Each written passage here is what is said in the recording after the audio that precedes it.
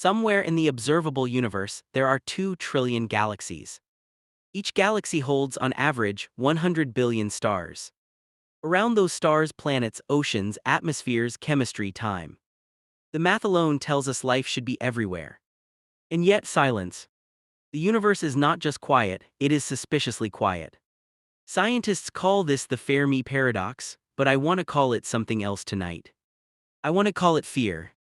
Because when you look at what humans actually are, what we've done in the blink of cosmic time we've existed, you start to wonder if the rest of the universe isn't absent. Maybe it's watching. Maybe it's hiding. And maybe, just maybe, we are the thing it is hiding from. The universe is 13.8 billion years old. Earth is 4.5 billion years old. Complex life appeared about 600 million years ago. Homo sapiens, us, appeared roughly 300,000 years ago. That's 0.002% of Earth's existence, a rounding error on a rounding error. And yet, in that microscopic sliver of time, humans have split the atom, left the planet, mapped the genome, and built artificial minds. We have altered the climate of an entire world. No other species in Earth's 4.5 billion year history has done anything remotely comparable. Dinosaurs ruled for 165 million years and left nothing but bones. We've been here 300,000 years and we've cracked the code of life itself. That's not normal, that's not expected, that is cosmically strange. The universe runs on slow processes. Stars take millions of years to die, galaxies take billions of years to collide, evolution takes eons to produce complexity. And then out of nowhere us, fast, loud, explosive, reshaping everything we touch. If there are other intelligent observers in the universe and they've been watching Earth, they just witnessed something they've never seen before. A species that went from stone tools to nuclear weapons in 10,000 years. 10,000 years, the universe doesn't even have a unit of time that small. Here's what makes humans genuinely alien, even on Earth. Every other creature on this planet lives within its environment. It adapts, it fits, it obeys the local rules of its ecosystem. Humans do the opposite. We don't adapt to the environment, we adapt the environment to us. Too cold, we build fire, then heating systems, then climate-controlled cities. Too hot, air conditioning, refrigeration, shade structures over entire stadiums. Can't fly, we build wings, then rockets. Can't see in the dark, we invent light. Can't survive underwater, we build submarines. Can't reach the stars, we're working on it. Every single barrier that nature placed in front of us, we walked up to it, studied it, and then removed it. That is not evolution. Evolution is slow, blind, and random. What humans do is something else entirely. We intend the future. We imagine something that doesn't exist and then we make it exist. No other species on Earth has ever done this, not the dolphins, not the crows, not the great apes.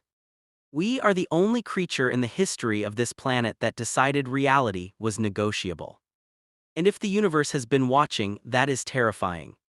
In 1950, physicist Enrico Fermi sat at lunch with colleagues and asked a simple question: where is everybody?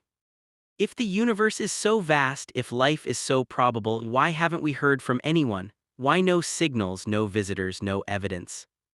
Scientists have proposed dozens of answers. Maybe life is rare, maybe civilizations destroy themselves, maybe they go silent and inward, maybe the distances are just too great. But there's one hypothesis that doesn't get talked about in polite company. It's called the dark forest theory. The universe is like a dark forest. Every civilization is a hunter, silent, armed, and watching, because the moment you reveal yourself, you don't know if what hears you is friendly or dangerous, and the cost of guessing wrong is extinction. So every civilization learns the same lesson: stay quiet, stay hidden. But then we show up. We've been broadcasting for over 100 years. Radio waves, television signals, military radar, deliberate transmissions aimed at the stars. We literally sent a gold record into interstellar space with our location, our appearance, and instructions for how to find us.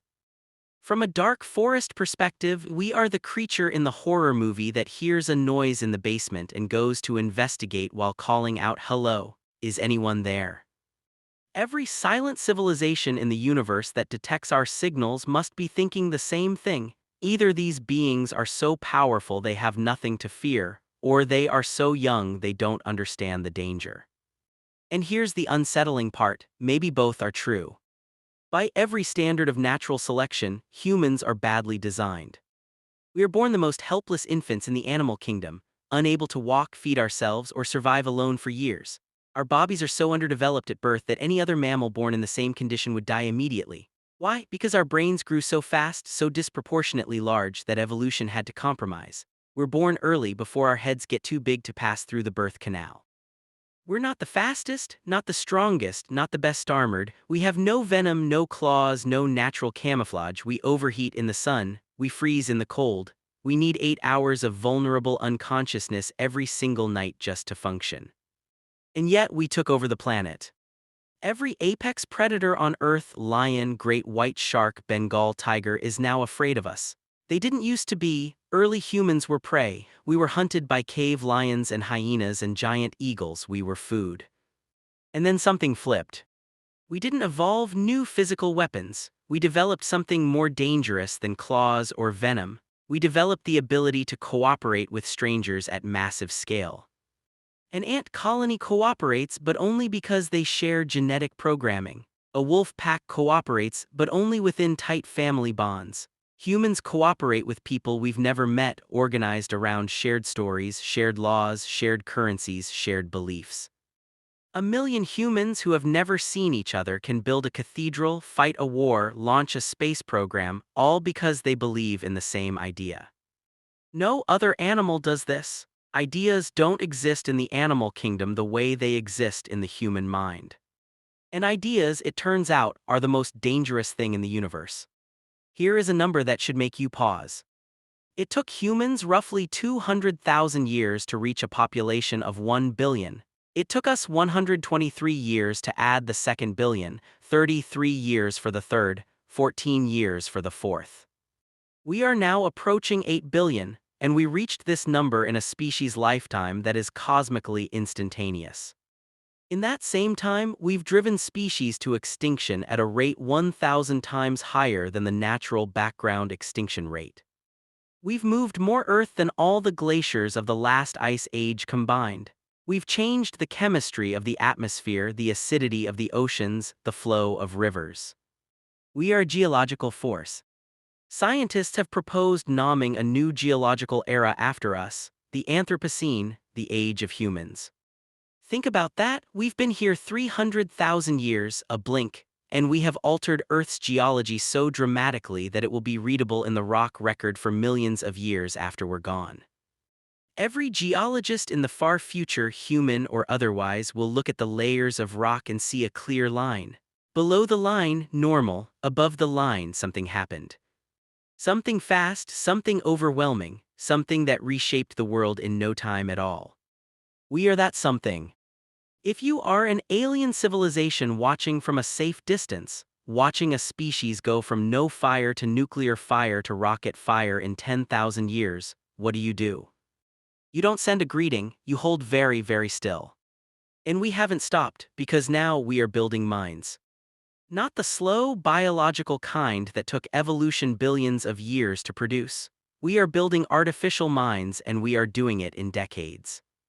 We have created systems that can write poetry, diagnose disease, design molecules, compose music, and beat every human alive at chess, Go, and protein folding, all in the span of a single human lifetime.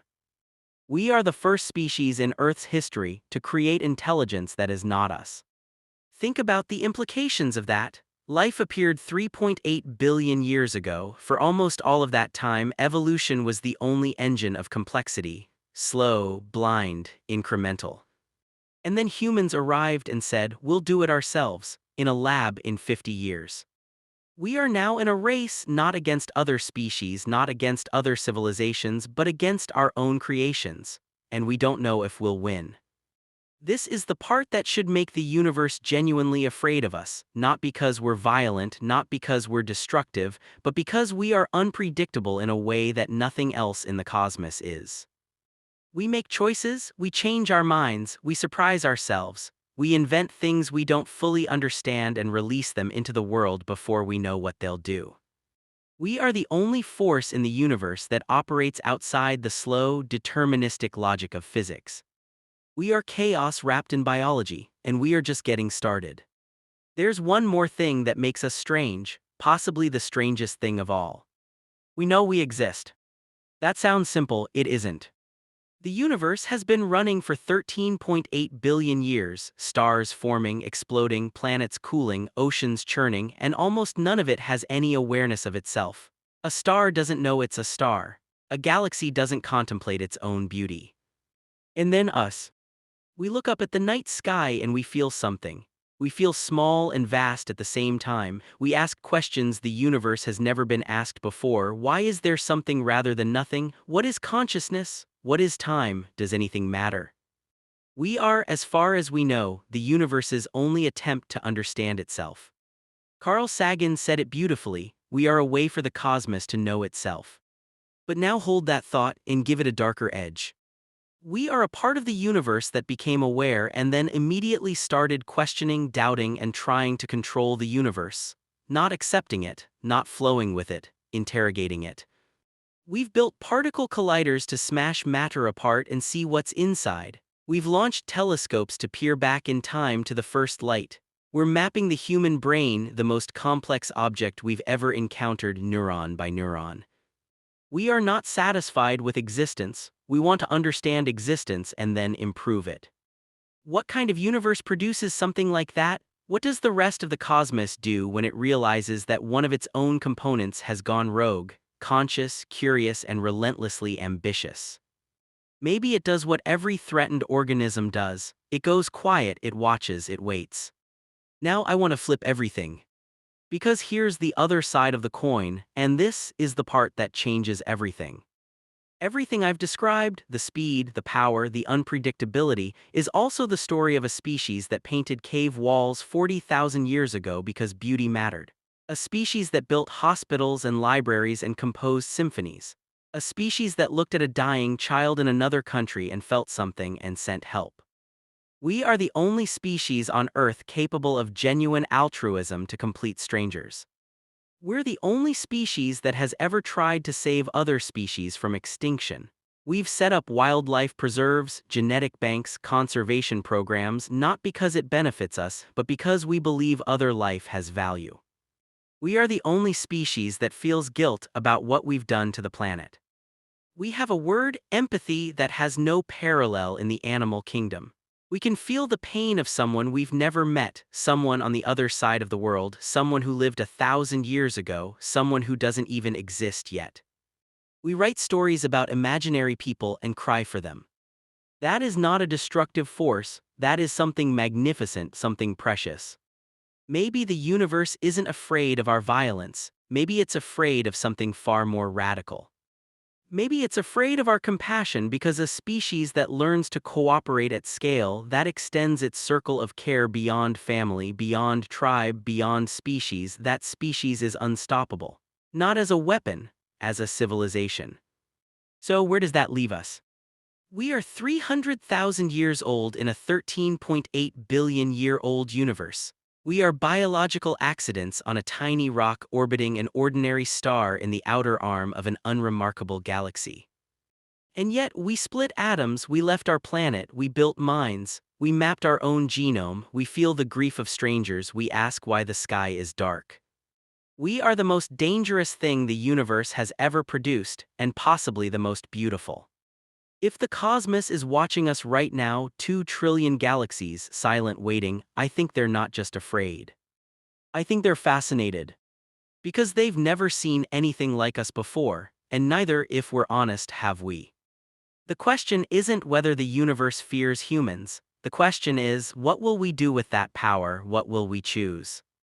Because in all of recorded history, in all the rise and fall of civilizations, the one constant about humans is this: we always choose, we always act, we always move.